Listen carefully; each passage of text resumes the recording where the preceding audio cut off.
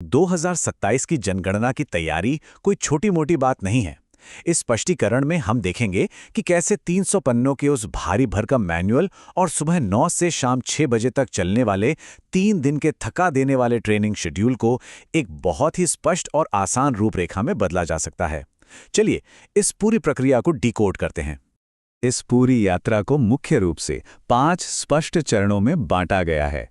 प्रगणकों की प्रारंभिक तैयारी, लेआउट और मैपिंग प्रक्रिया, डिजिटल डेटा एंट्री के नियम, डेटा सिंकिंग और स्वगणना, और अंत में कार्य पूर्णता और अंतिम चरण।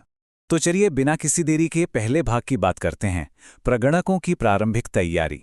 फील्ड में कदम रखने से पहले ही असल काम शुरू हो जाता है। फील्ड के लिए तैयार होने का एक बहुत ही सीधा फॉर्मूला है। सबसे पहले तो 3 दिन की ट्रेनिंग पूरी करना। इसके बाद CMMS पोर्टल पर मौजूद 100 पृष्ठ के मैनुअल को अच्छे से समझना। और सबसे अहम बात, HLO यानी हाउस लिस्टिंग ऑपरेशंस ऐप पर व्यवहारिक मॉक ड्रिल करना। चुनाव ड्यूटी की तरह ही ये मॉक ड्रिल भी आत्मविश्वास बढ़ाने और गलतियों को शून्य करने के लिए एक सच्चा गेम चेंजर साबित होता है। ट्रेनिंग के आखिरी दिन प्रगणकों को अपनी फील्ड किट इकट्ठा करनी होती है। इसमें उपयोगकर्ता मैनुअल, अनुसूचित जाति और जनजाति की सूची और एक पूरी स्टेशनरी किट शामिल है। इन जरूरी चीजों के बिना फील्ड में उतरना समझदारी नहीं है। ये किट बिल्कुल अनिवार्य है। बुनियादी तैयारी के बाद हम दूसरे चरण पर आते हैं, लेआउट और मैपिंग प्रक्रिया। यहीं से डिजिटल काम और जमीनी हकीकत का तालमेल शुरू होता है। ये हिस्सा वाकई दिलचस्प है। प्रगणक को अपने पर्यवेक्षक यानी सुपरवाइजर के साथ आवंटित ब्लॉक में पैदल घूमना होता है। इस दौरान उन्हें ब्लॉक की सभी सीमाओं और खास लैंडमार्क की पहचान करनी होती है। अगर कोई ऐसा ढांचा है, चाहे वो मंदिर हो, अस्पताल हो या खेत में बना घर, जिस पर स्थानीय अधिकारियों ने नंबर नहीं डाला है, तो उसे वहीं स्थानीय स्तर पर एक जनगणना मकान नंबर देना होगा। कुल मिलाकर एक सटीक लेआउट मैप तैयार करना ही इसका मुख्य लक्ष्य है। एक बार जब मैप तैयार हो जाता है तो तीसरे चरण की बारी आती है, डिजिटल डेटा एंट्री के नियम।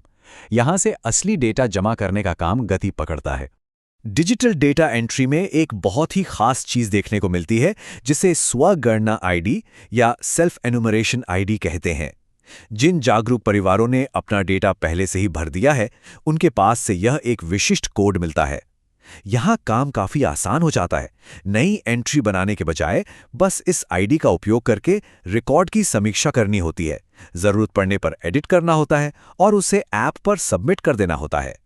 डेटा कलेक्ट करने के बाद जो सबसे संवेदनशील चरण आता है, वो है भाग 4, डेटा सिंकिंग और स्वगणना। यह सुनिश्चित करना कि मेहनत से जुटाया गया डेटा सुरक्षित रहे। डिजिटल एंट्री करते समय हमेशा एक नंबर दिमाग में रखना चाहिए, 5 से 6। इसका क्या मतलब है? दरअसल ये 2027 जनगणना का एक सुनहरा नियम है। एक साथ 50 मकानों का डेटा भरने और फिर उसे सिंक करने का इंतजार बिल्कुल नहीं करना है। नेटवर्क का कोई भरोसा नहीं होता, वो कभी भी जा सकता है। इसलिए हर 5-6 मकानों के बाद ऐप के डेटा को सिंक करते रहना चाहिए। ये थोड़ा थोड़ा करके डेटा सिंक करने का तरीका किसी भी बड़ी डेटा हानि से बचाता है। और अब हम पहुंच गए हैं अपने अंतिम पड़ाव पर, कार्यपूर्णता और अंतिम चरण। ये पूरी ड्यूटी को समेटने का वक्त है। काम खत्म करने की चेकलिस्ट बहुत ही सख्त है। सबसे पहले ये पक्का करना होता है कि हाउस लिस्टिंग ब्लॉक का 100% कवरेज हो गया है, कोई भी घर छूटा ना हो। इसके बाद HLO ऐप में उस ब्लॉक को पूर्ण या कंप्लीट मार्क करना होता है और अंत में फोन कॉल के जरिए अपने सुपरवाइजर को इसकी सूचना देनी होती है। वैसे इस पूरी प्रक्रिया में एक बात जानना बेहद सुकून देता है कि अगर टेक्नोलॉजी धोखा दे जाए तो क्या होगा। मोबाइल ऐप से एंट्री और रियल टाइम सिंकिंग तो अनिवार्य और प्राथमिक तरीका है, लेकिन बेहद अपरिहार्य परिस्थितियों के लिए एक सॉलिड बैकअप भी मौजूद है, 33 प्रश्नों वाली पेपर अनुसूची। हालांकि ये एकदम अंतिम विकल्प है और इस मैनुअल डेटा को बाद में चार्ज अधिकारी के दफ्तर से समन्वय करके अपलोड करवाना पड़ता है। तो इस पूरी संरचित यात्रा को गहराई से समझने के बाद एक बहुत ही बड़ा सवाल सामने आता है। प्रत्येक प्रगणक द्वारा रखी गई 100% डेटा सटीकता 2027 की जनगणना को किस तरह बदल देगी? सच कहें तो ये सिर्फ एक ऐप पर बटन दबाने का काम नहीं है। ये एक ऐसा सटीक चरण दर चरण निष्पादन है जिस पर पूरे देश के भविष्य की नीतियां और योजनाएं टिकी हैं। इसी विचार के साथ हमारा ये स्पष्टीकरण यहीं समाप्त होता है। जुड़ने के लिए बहुत बहुत धन्यवाद।